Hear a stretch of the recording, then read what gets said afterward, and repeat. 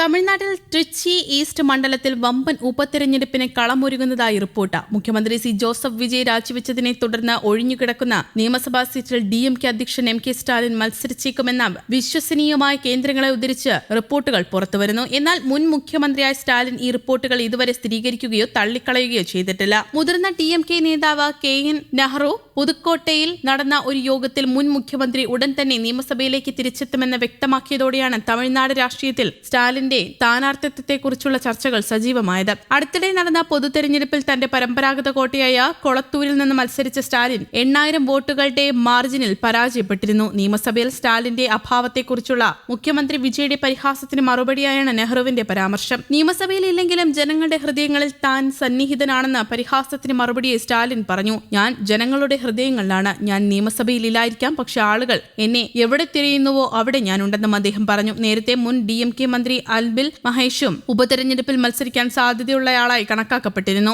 നിയമസഭാ പ്രസംഗത്തിനിടെ വിജയ് നിങ്ങളുടെ അച്ഛൻ എവിടെ എന്ന ചോദ്യത്തെ കേന്ദ്രീകരിച്ചുള്ള ഒരു കഥ പറഞ്ഞതോടെ ഒരു രാഷ്ട്രീയ വാക്കുയുദ്ധം ആരംഭിച്ചു. ഉദയനിധി സ്റ്റാലിന്റെയും പിതാവ് MK സ്റ്റാലിന്റെയും സഭയിലെ അഭാവത്തിനെതിരെ ഒരു പരിഹാസമായാണ് ഈ പരാമർശം വ്യാപകമായി വ്യാഖ്യാനിക്കപ്പെട്ടത്. വിജയുടെ പരാമർശത്തിനെതിരെ അദ്ദേഹത്തിന്റെ സഖ്യകക്ഷികളിൽ ചിലർ വിമർശനവും ഉന്നയിച്ചു. മുഖ്യമന്ത്രിയുടെ ഓഫീസിന്റെ അന്തസ്സിന് യോജിച്ചതല്ല ഈ പരാമർശമെന്നും വ്യക്തിപരമായ പരാമർശം വിജയ് ഒഴിവാക്കണമായിരുന്നുവെന്നും VCK മേധാവി ടോൾ തിരുമാളവൻ പറഞ്ഞു. നിയമസഭയുടെ മര്യാദ ഉയർത്തിപ്പിടിക്കണമെന്നും അദ്ദേഹം മുഖ്യമന്ത്രിയോട് ആവശ്യപ്പെട്ടു. പിന്നീട് സംസാരം കൂടുതൽ വ്യക്തിപരമായി മാറി. ചെങ്കൽപ്പേട്ട് കോടതിയിൽ ഭർത്താവിനെ അന്വേഷിക്കുന്ന ഭാര്യയെക്കുറിച്ചുള്ള ഒരു പോസ്റ്റിലൂടെ ഉദയനിധി സ്റ്റാലിൻ പ്രതികരിച്ചു. വിജയുടെ ഭാര്യ സംഗീതയുടെ വിവാഹമോചന ഹർജിയെക്കുറിച്ചുള്ള റിപ്പോർട്ടുകളെ പരോക്ഷമായി പരാമർശിക്കുന്നതായി പോസ്റ്റ് വ്യാപകമായി വ്യാഖ്യാനിക്കപ്പെട്ടു. ഇരുവശത്തുമുള്ള നേതാക്കൾ വ്യക്തിപരമായ കാര്യങ്ങൾ രാഷ്ട്രീയ ചർച്ചകളിലേക്ക് വലിച്ചിഴയ്ക്കുകയാണെന്ന് രാഷ്ട്രീയ നിരീക്ഷകരിൽ നിന്ന് ഈ പ്രതികരണവും വിമർശനത്തിനിടയാക്കി. നിയമസഭാ തിരഞ്ഞെടുപ്പിന് ശേഷമുള്ള ആദ്യത്തെ പ്രധാന തിരഞ്ഞെടുപ്പ് പരീക്ഷണമായി ഉപതിരഞ്ഞെടുപ്പ് സൂക്ഷ്മമായി നിരീക്ഷിക്കപ്പെടുമെന്ന് പ്രതീക്ഷിക്കുന്നു. സ്റ്റാലിനെ വീണ്ടും നിയമസഭയിലേക്ക് കൊണ്ടുവരാനും വിജയ് സർക്കാരിനെതിരെ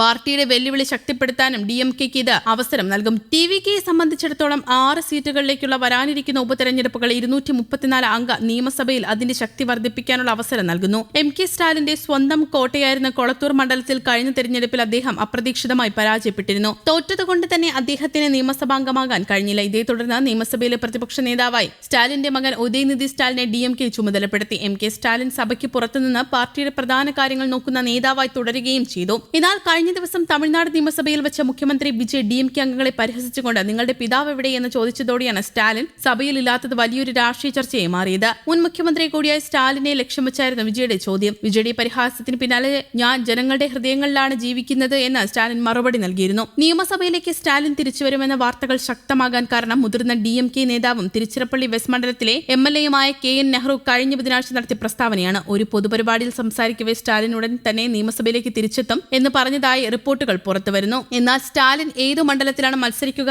എന്ന് അദ്ദേഹം തുറന്നു പറഞ്ഞിരുന്നില്ല. ഇതോടെയാണ് മുഖ്യമന്ത്രി വിജയ് ഒഴിഞ്ഞ ട്രിച്ചി ഈസ്റ്റ് മണ്ഡലത്തിൽ തന്നെയാകും സ്റ്റാലിൻ മത്സരിക്കുക എന്ന തരത്തിലുള്ള ചർച്ചകൾ രാഷ്ട്രീയ ലോകത്ത് ശക്തമായത്. ഇത്തരത്തിൽ പലവിധ ചർച്ചകൾ നടക്കുന്നുണ്ടെങ്കിലും ട്രിച്ചി ഈസ്റ്റ് ഉപതെരഞ്ഞെടുപ്പിൽ MK സ്റ്റാലിൻ തന്നെയാണോ സ്ഥാനാർത്ഥിയെന്ന് DMK ഇതുവരെ ഔദ്യോഗികമായി അറിയിച്ചിട്ടില്ല. അതുമാത്രമല്ല, ഈ മണ്ഡലത്തിലെ തിരഞ്ഞെടുപ്പ് എപ്പോഴാണ് നടക്കുക എന്ന കാര്യം തിരഞ്ഞെടുപ്പ് കമ്മീഷനും ഇതുവരെ പ്രഖ്യാപിച്ചിട്ടില്ല.